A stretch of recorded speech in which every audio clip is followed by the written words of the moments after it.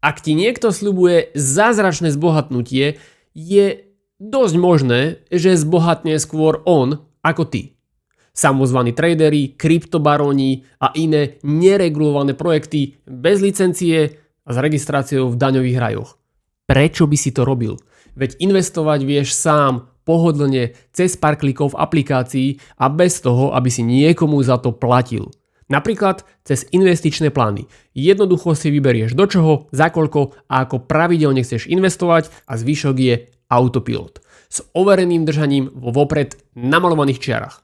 Navyše, XTB teraz investičné plány vylepšilo, graficky sprehľadnilo, pridalo predvolené napríklad globálne alebo sektorové plány a okrem ETF už vieš svoje portfólio vyskladať aj zo samotných akcií. A presne takto si predstavujem dlhodobé investovanie.